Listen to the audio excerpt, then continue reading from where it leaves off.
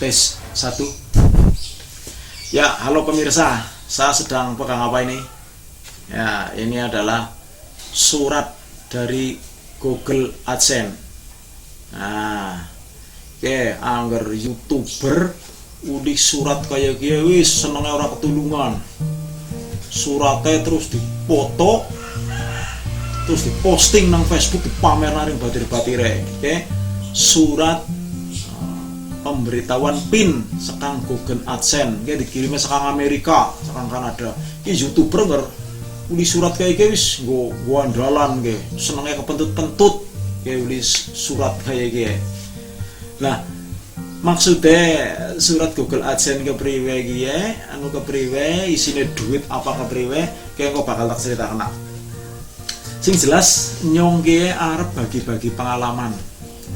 Nah, kepriwe carane nyong bisa ulih duit bayaran kang YouTube. Nah, nyong cerita pengalamannya nyong kepengen ulih penghasilan sekang YouTube. Jadi sedurunge aku cerita warna-warna, aku harap prinsip dasar maring sampean bahwa intine ora ana duit cuma-cuma. Sing ulih duit kuwi sing kerja keras karo wong sing pinter tur duwe keahlian, wis sing bakale ulih duit. Dhe ora ana rumuse wong awan wengi turu terus ulih duit. Kang YouTube wis ora ana rumuse. Jadi langsung bae ge nyong arep cerita pengalaman kepriwe mulai bukane nyong buka channel YouTube terus bisa bayaran kang YouTube. Tapi vlogging ge aku harap nganggo bahasa Indonesia baik, soalnya ben bisa dinikmati utawa bisa disaksikan nang kanca batir teman-teman sing ora bisa bahasa Jawa. Ya tujuannya ben videoku ge jangkauannya lebih luas, ditonton nang sapa baik. Oke? Jadi judulnya ge pengalaman gawe channel YouTube terus bisa bayaran. Oke, langsung saja saya mau cerita bagaimana pengalaman saya bikin channel hingga akhirnya saya dapat gaji dari YouTube atau dari AdSense. Nah, cerita nih AdSense gue apa, YouTube gue apa. YouTube ya gue platform. Nah, kerjaan bingung platform gue apa ya? Kayak gila, anak Facebook, anak Google, anak YouTube, platform. Nah, AdSense ke juga satu platform maning, ya, joinane YouTube. Nah, AdSense ke sing ngurusi masalah pembayaran, oke. Nah, YouTube ke sing nyimpen karo muter video, nek AdSense ke sing ngurusi pembayarannya dewek. Ya ke sih sinkron, tapi nek dibuka ya beda apa ya, beda platform ya lah. Kayak sampean buka YouTube, buka Gmail, buka WhatsApp kan beda aplikasi. Nah, oke ya. Baik, orang bikin channel YouTube berdasarkan tujuannya saya bedakan menjadi dua macam. Satu, orang bikin channel YouTube hanya untuk iseng atau untuk menyimpan file. Kemudian dua, orang bikin channel YouTube memang benar-benar untuk mencari uang, tujuannya untuk mencari uang. Nah, kalau kita bikin channel YouTube tujuannya adalah untuk mencari uang, maka langkah pertamanya adalah yang perlu kita pikirkan itu kita itu mau bikin konten apa. Channel kita nanti akan diisi dengan konten apa. Pengalaman gue khususnya nggo YouTuber pemula atau wong sing ora ngerti tentang YouTube nih kepengin gawe channel YouTube, itu yang perlu kita pikirkan dulu sebelum kita bikin channel, daripada sudah bikin channel tapi bingung kontennya apa. Oke, jadi akan lebih asik kalau sudah punya bahan konten yang diperkirakan bisa meledak, bisa continue terus menerus. Kita sudah siap, tinggal kita bikin channel, kita produksi. Ini cerita pengalaman saya bikin channel YouTube tahun 2017. Di akhir tahun 2017 itu saya mencoba untuk mendaftarkan channel saya ke program monetisasi. Apa itu program monetisasi? Yaitu program yang memungkinkan video kita dipasangi iklan oleh YouTube, kemudian kita mendapatkan imbalan dari iklan-iklan yang ditayangkan. Istilah gampangnya ya, program supaya video kita atau channel kita mendapatkan bayaran, itu namanya monetisasi. Oke, akhir 2017 channel saya daftarkan program monetisasi. Waktu itu persyaratan untuk mengikuti program monetisasi itu masih mudah sekali. Persyaratannya hanya dengan memiliki minimal 10.000 kali tayang. Misal ada yang tayang semenit itu ya dihitung, tayang 2 detik ya dihitung. Yang penting akumulasinya 10.000 kali tayang. Itu persyaratannya cuman itu. Waktu itu channel saya sudah mempunyai 23.000 kali tayang. Jadi dengan pedenya saya mendaftarkan channel saya. Tapi di awal tahun 2018 itu YouTube mengeluarkan peraturan baru, yaitu channel yang dapat mendaftar program monetisasi itu adalah mempunyai subscribe minimal 1.000 subscribe dan 4.000 jam tayang tercapai dalam 1 tahun. Itu peraturan YouTube yang baru di awal tahun 2018. Otomatis channel saya yang sudah saya daftarkan tidak memenuhi syarat karena subscribe saya waktu itu baru 250 subscribe. Jam tayangnya baru sekitar 1.000 jam tayang. Jam tayang itu artinya video kita diputar 2 menit. Nah, oleh YouTube dicatat 2 menit. Nanti ada lagi yang diputar 10 menit, dicatat 10 menit, dan dijumlah dari keseluruhan itu harus mencapai 4.000 jam tayang. 4.000 jam harus tercapai selama 1 tahun, baru bisa mendaftar program monetisasi. Untuk mengejar subscriber saya untuk mencapai 1.000 subscribe, saya tentunya harus bekerja keras. Di awal tahun 2018 itu saya sering siaran wayang kulit dari rumah. Artinya saya di rumah muter DVD wayang kulit, disiarkan live streaming selama 1 malam. Itu hasilnya cukup lumayan. Saya setiap 1 kali siaran itu mendapat tambahan subscribe sekitar 40-50 subscribe. Akhir tahun 2018 subscribe saya sudah mencapai 1.000. Nah, senang banget. Kemudian channel aku daftarkan program monetisasi. 1 bulan persis dari saya daftar program monetisasi, saya dapat email dari YouTube. Intinya bunyinya itu channel saya belum memenuhi syarat untuk program monetisasi. Silahkan dibetulkan lagi channelnya, diperbaiki lagi, kemudian boleh mendaftarkan lagi setelah 1 bulan dari pemberitahuan ini. Berarti saya dikasih waktu 1 bulan untuk memperbaiki channel saya, kemudian baru boleh mendaftar lagi.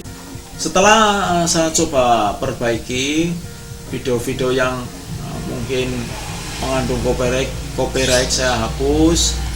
Video yang mengandung kekerasan, misal ada video kuda lumping, video ebek, itu kan ada kekerasannya, unsur kekerasannya, yang makan beling, yang dicambuk, itu saya coba buang. Kemudian channel saya daftarkan lagi. 1 bulan tepat dari saya mengirimkan pendaftaran ulang, saya mendapatkan email, mendapatkan email lagi, isinya sama seperti email yang pertama. Channel saya belum di ACC atau belum disetujui untuk program monetisasi. Bulan Juni 2019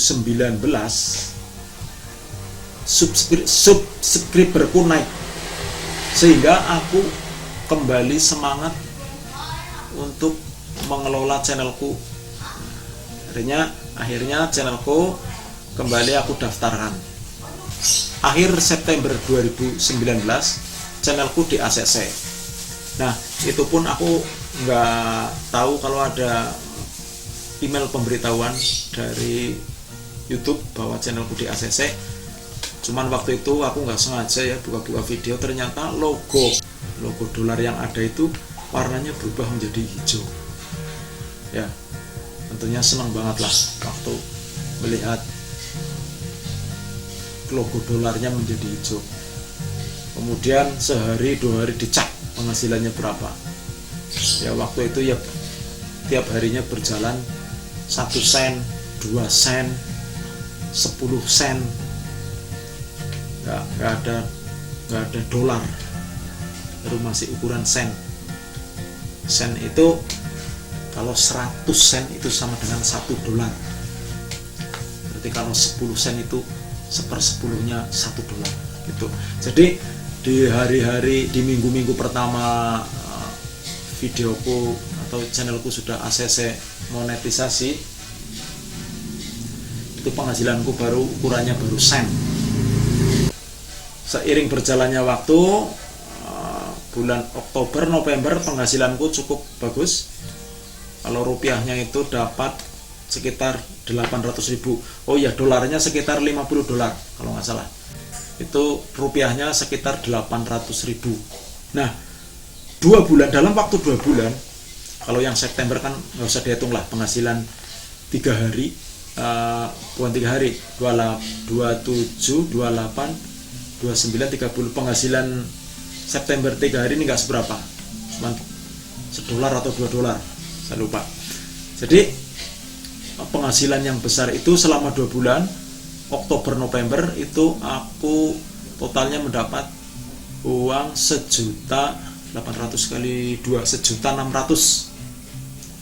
Nah, 1.600.000. Padahal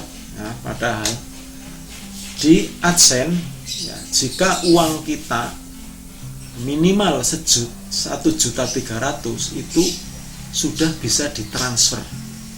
Nah, saya 2 bulan mendapat 1.600.000.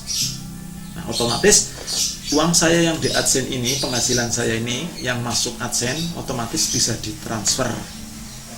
Nah, dengan demikian otomatis di akhir November aku mendapat email pemberitahuan supaya memverifikasi alamat atau memverifikasi kartu identitas dan memverifikasi atau memasukkan nomor rekening bank yang nantinya dijadikan untuk menampung penghasilan saya dari AdSense.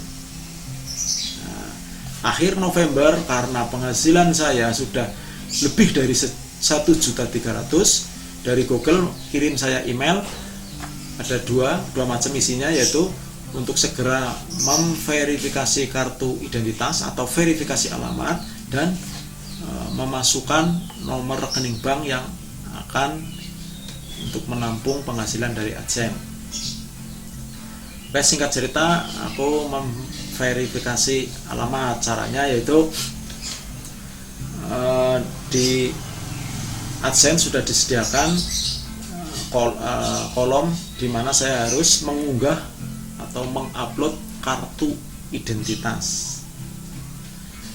Nah, tadinya karena alamat yang tertulis di akun AdSense adalah alamat KTP, aku mau yang buat verifikasi itu KTP. Tapi karena di KTP itu tertulis masa berlakunya hanya sampai 2017, artinya secara tertulis KTP saya itu sudah expire. Dan katanya, kata orang-orang YouTube itu dianggap KTP saya sudah tidak berlaku. Padahal kita ketahui bahwa KTP itu adalah seumur hidup, cuman di KTP tertulis sampai tahun sekian. Itu berbeda-beda tahun, tergantung tahun pembuatannya. Kalau saya semua berlaku sampai tahun 2017, artinya sudah expire. Jadi akhirnya yang aku pakai untuk verifikasi ID itu adalah dari SIM. Akhirnya alamat yang ada di akun AdSense aku sesuaikan dengan alamat SIM. Singkat cerita, verifikasi ID yang waktu itu aku pakai SIM diterima. Apa tandanya verifikasi ID diterima? Nah, pada saat itu setelah verifikasi selesai, aku mendapat notifikasi verifikasi ID diterima, dan saya segera dikirimi surat yang isinya PIN untuk verifikasi alamat. Nah, maksudnya apa ini? Maksudnya Google itu mencoba mengirimi surat ke alamat yang aku tuliskan di AdSense. Jadi Google itu mencoba ngetes alamat yang sudah diverifikasi, yang sesuai SIM itu dites, dikirimi surat, nyampe apa enggak itu. Nah, di surat itu dalamnya cuma isinya PIN. Nah, artinya kalau surat itu nyampe ke saya, terus saya harus memasukkan PIN yang ada di surat itu, dimasukkan ke kolom yang sudah disediakan di AdSense. Mengapa dibuat demikian? Ini contoh surat dari AdSense. Mengapa dibuat demikian? Karena untuk menghindari pembajakan. Artinya jika ada orang yang mengoperasikan akun YouTube saya, orang lain selain saya, maka ketika dites alamat itu dikirimi surat, maka surat itu nyampainya ke saya, bukan nyampe ke orang yang membajak akun saya. Tujuannya adalah seperti itu, tujuan pengiriman PIN melalui surat. Jadi Google membuktikan alamat ini, alamat yang di SIM itu benar-benar ada orangnya atau enggak, benar-benar satu orang atau bukan dengan yang mengoperasikan channel YouTube atau yang mengoperasikan AdSense. Kemudian sambil saya menunggu surat dari AdSense yang isinya PIN, aku memverifikasi rekening bank. Caranya aku memasukkan rekening bank, rekeningnya banknya apa. Ketika sudah diverifikasi oleh sistem, sudah diterima, kemudian dari pihak YouTube atau pihak AdSense mengirimkan notifikasi bahwa mereka akan mengirimkan atau mentransfer sejumlah uang, di mana jumlah uang itu adalah sebagai kode verifikasi. Maksudnya gini, pihak YouTube, pihak AdSense mengirimkan uang. Nah, waktu itu uang yang dikirimkan atau ditransfer ke rekening saya itu jumlahnya 424. Jadi secara gampangnya itu pihak AdSense itu ngetes rekening ini fiktif atau enggak, dites, ditransferi uang.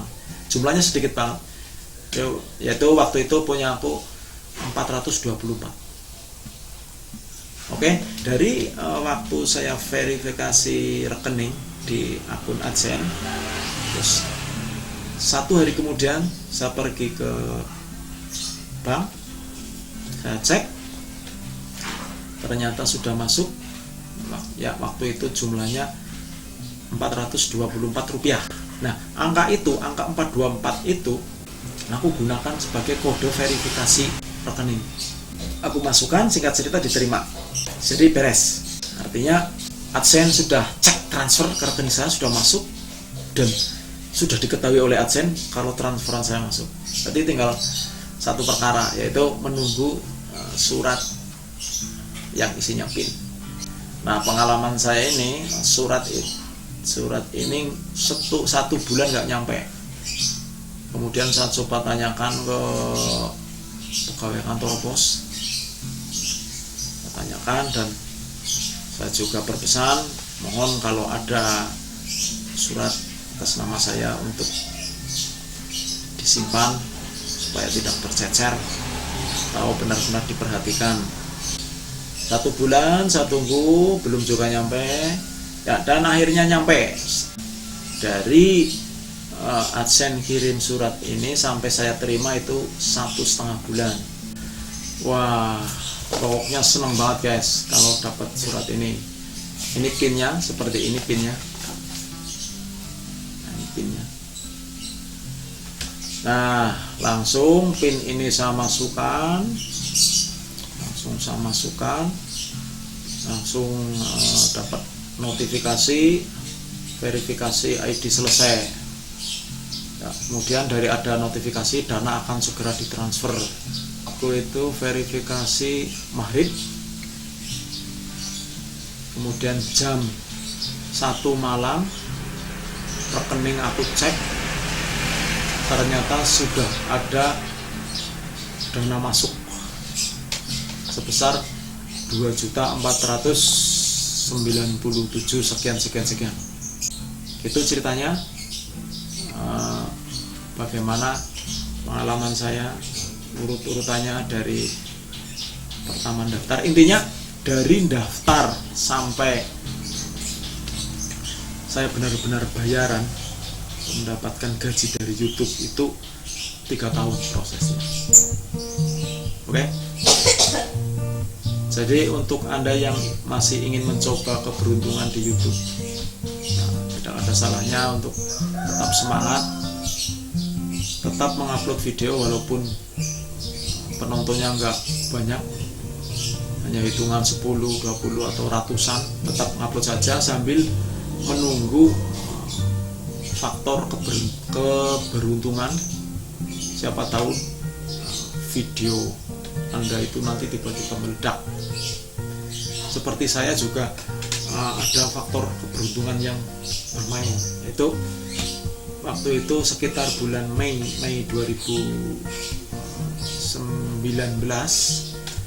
ketika channel saya itu masih subscribe-nya itu masih 1.200. Nah, kebetulan ada kemunculan Ulinuha itu yang dai yang ikut program aksi di Indosiar muncul.